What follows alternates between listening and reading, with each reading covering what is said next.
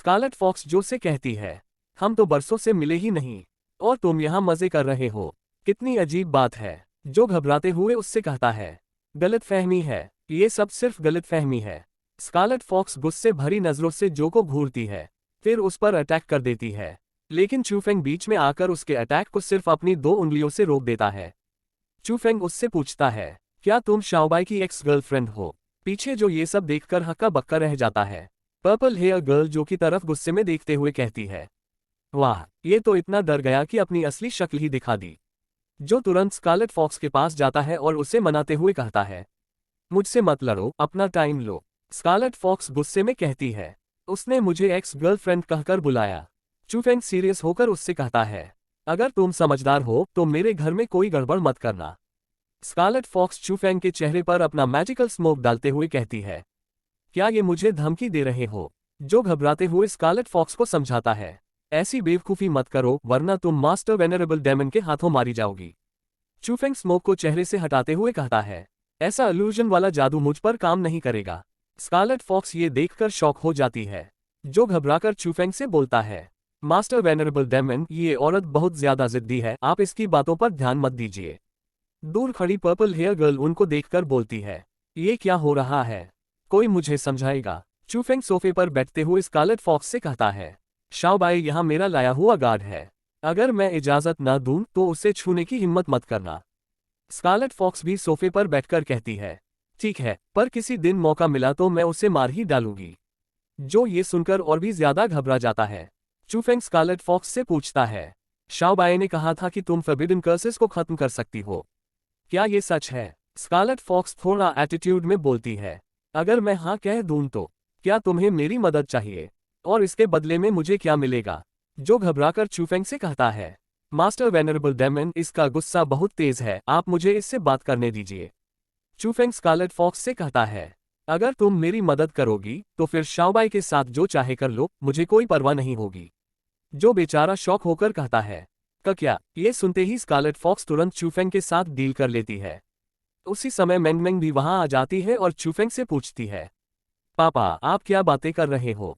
चूफेंग मुस्कुराते हुए उससे कहता है, पापा तुम्हारी माँ को लेने जा रहे हैं, तुम्हारे भाई शाओबाई को साथ लेकर। क्या मेंगमेंग इससे खुश है?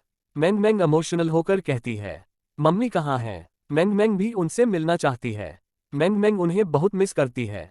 चूफेंग उसके सर पर प्यार से हाथ फेरते हुए कहता है, अच्छी बच्ची, मेंगमेंग यहीं रुको और मेरा इंतजार करो, मैं बहुत जल्दी वापस आऊंगा। मेंगमेंग चूफेंग से कहती है, तो पापा को मेंगमेंग से वादा करना होगा कि आप मम्मी को जरूर घर लेकर आएंगे। चूफेंग भी कहता है, मैं वादा करता हूँ। मेंगमेंग कहती है, पिंकी प्रॉमिस। चूफेंग, ठीक है। चूफेंग रेड हेयर वुमन से बोलता है, मैं मेंगमेंग को तुम्हारे भरोसे छोड़ रहा हूँ।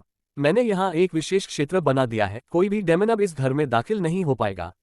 रेड हेयर वुमन कहती है, ठीक है। चूफेंग फिर जो और स्कारलेट फॉक्स से कहता है, चलो चलें। वो लोग उस जगह पहुंचते हैं जहां चूफेंग की वाइफ को रखा गया था। गेट से अंदर आने के बाद चूफेंग स्कारलेट फॉक्स से पूछता है, क्या हुआ? स्कारलेट फॉक्स मुस्कुराते हुए कहती है, वाह, ये तो बिल्कुल अनपेक्षित था। ये अल्टीमेट रेयर मैजिक है। इन छोटे बच्चों में हिम्मत तो है, लेकिन अफसोस कि ये मुझसे टकरा गए। बस मुझे थोड़ा वक्त दो और ये सब पलक झपकते ही खत्म हो जाएगा। वो लोग और अंदर आते हैं। वहां स्नोई टाइगर अपनी स्वॉर्ड लिए बैठा होता है। वो कहता है, मैं तुम्हारा इंतजार कर रहा था। चूफेंग स्कारलेट फॉक्स से कहता है, सीधे ज़ूअर के पास जाओ, बाकी सब मुझ पर छोड़ दो। स्कारलेट फॉक्स कहती है, ठीक है, और आगे बढ़ने लगती है। लेकिन तभी स्नोई टाइगर गुस्से में कहता है, क्या तुम जाने वाली हो? क्या मैंने तुम्हें जाने की इजाजत दी है? स्कारलेट फॉक्स गुस्से से उसे देखती है। तभी स्नोई टाइगर अपनी स्वॉर्ड से उस पर अटैक कर देता है, लेकिन जो तुरंत स्कारलेट फॉक्स को पीछे हटाकर बीच में आ जाता है और स्नोई टाइगर की स्वॉर्ड को पकड़ लेता है। जो गुस्से में स्नोई टाइगर से कहता है, किधर देख रहे हो, तुम्हारा असली मुकाबला तो मुझसे है। स्नोई टाइगर भी गुस्से में रिप्लाई करता है, तो पहले मैं तुम्हें ही मार दूंगा, हंसकी। जो चूफेंग से कहता है, मास्टर वेनरेबल डेमन, आप इससे मुझ पर छोड़ दीजिए, आप दोनों आगे बढ़िए। स्कारलेट फॉक्स हल्का सा पीछे मुड़कर जो को देखती है, फिर वो दोनों आगे बढ़ जाते हैं। अगले गेट से अंदर आने पर ज़ूअर का भाई और उसका डैड खड़े होते हैं। भाई अपनी स्वॉर्ड हाथ में लेकर कहता है, तुम्हारी हिम्मत कैसे हुई यहाँ वापस आने की? चूफेंग एक जगह इशारा करते हुए स्कारलेट फॉक्स से कहता है, ज़ूअर का स्थान तुम्हारे ठीक सामने है। मैं इन्हें देखता हूं, तब तक तुम जाओ और उस श्राप को तोड़ो। स्कारलेट फॉक्स वहां से आगे बढ़ती है। भाई ये देखकर गुस्से में कहता है, तुम मौत को दावत दे रही हो, और उस पर अटैक करता है। लेकिन बीच में चूफेंग अपनी स्वॉर्ड से उसका अटैक रोक देता है और उसे पीछे धकेल देता है। चूफेंग गुस्से में कहता है, तुम्हारा असली प्रतिद्वंदी मैं हूं। जुआ का डैड अपने बेटे से कहता है, चिंता मत करो, डिटेंशन कर्स की वजह से वो कुछ नहीं कर पाएगा, तुम बस बचाव पर ध्यान दो। बेटा कांपते हुए कहता है, मुझे पता है। चूफेंग पूरे गुस्से में कहता है, जुआ के लिए अगर तुम अभी अपनी हार मान लो तो मैं तुम्हें माफ कर दूंगा। जुआ का भाई गुस्से में कहता है, हार मान लूं? क्या तुम सोचते हो कि तुम इसके काबिल हो? चूफेंग और भी गुस्से में कहता है, तो ठीक है, अब मुझे ब्लेम मत करना ज्यादा पोलाइट न होने के लिए। नेक्स्ट सीन में हम देखते हैं स्कारलेट फॉक्स जुआ के पास पहुंच जाती है। जुआ एक चेयर पर बैठी होती है और उसके पीछे दो डार्क डेमन खड़े होते हैं। पर स्कारलेट फॉक्स उन पर ध्यान भी नहीं देती, वो सीधे जुआ के पास आती है और उससे पूछती है, क्या तुम ही जुआ हो? जुआ उसे हाँ करती है और पूछती है, तुम कौन हो? स्कारलेट फॉक्स उसे बोलती है, तुम्हारे हस्बैंड ने मुझे यहाँ भेजा है तुम्हें बचाने के लिए। जुआ ये सुनकर हल्का सा शॉक होती है। उसके पीछे खड़े डेमन गुस्से में स्कारलेट फॉक्स से बोलते हैं, आखिर तुम्हारी हिम्मत कैसे हुई हमें इग्नोर करने की? स्कारलेट फॉक्स बस उन पर अपनी स्मोक से अटैक करती है और वो दोनों वहीं खत्म हो जाते हैं। स्कारलेट फॉक्स जुआ से कहती है, तुम अपना हाथ मुझे दिखाना। वो जुआ का हाथ पकड़ती है। जुआ उससे पूछती है, तुम क्या करने जा रही हो? वो बताती है, मैं तुम्हारे ऊपर जो कर्स है उससे हटाने जा रही हूँ। तुम ज्यादा टेंशन मत लो, इसमें ज्यादा समय नहीं लगेगा। नेक्स्ट सीन हमें जो और स्नोई टाइगर की फाइट का दिखाया जाता है। जो काफी ज्यादा थक गया होता है और उससे चोटें भी लगी होती हैं। वो हाँफते हुए अपने मन में ही बोलता है, मुझे बिल्कुल दर्द नहीं हो रहा। पर उसके एक्सप्रेशन से साफ दिख रहा होता है कि उसे काफी दर्द हो रहा है। स्नोई टाइगर हंसते हुए जो से कहता है, स्टूपिड, क्या सचमुच तुम सोचते हो कि नंगे हाथों से मुझे हरा दोगे?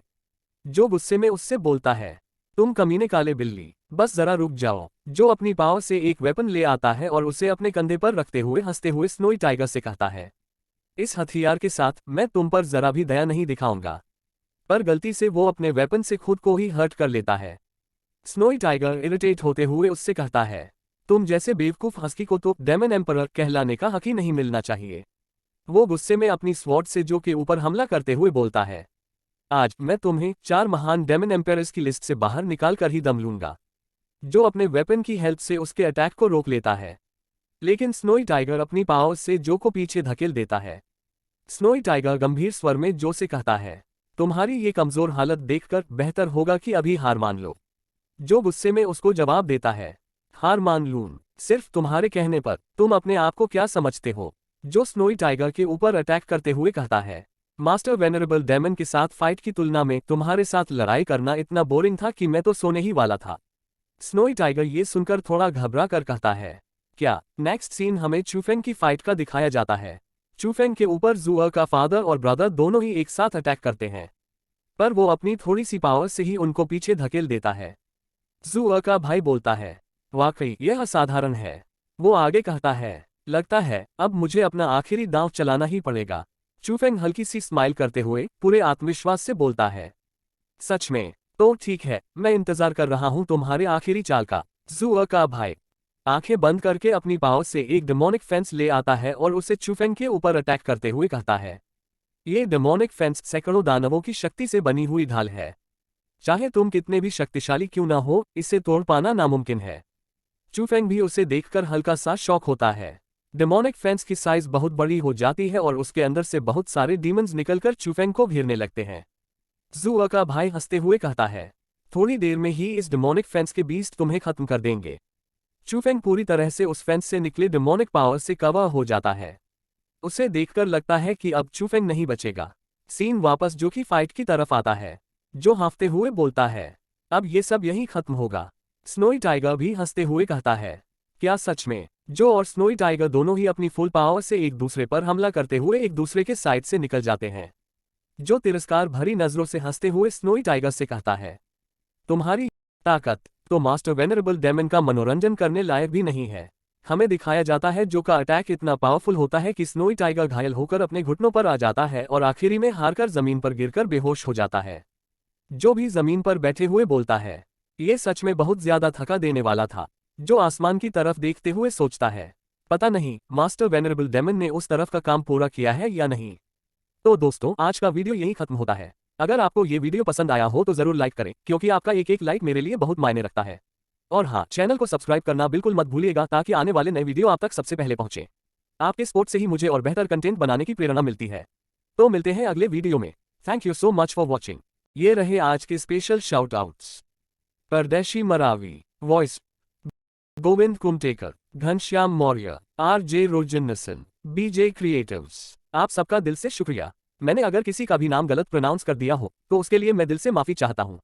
और इस वीडियो को देखने वाले व्यूअर, अगर आपको भी नेक्स्ट वीडियो में शाउट आउट चाहिए तो आपको ज्यादा कुछ नहीं करना, बस वीडियो को लाइक करके वीडियो आपको कैसी लगी ये कमेंट बॉक्स में बताना है। और सबसे इंपॉर्टेंट, चैनल को सब्सक्राइब कर देना है। धन्यवाद।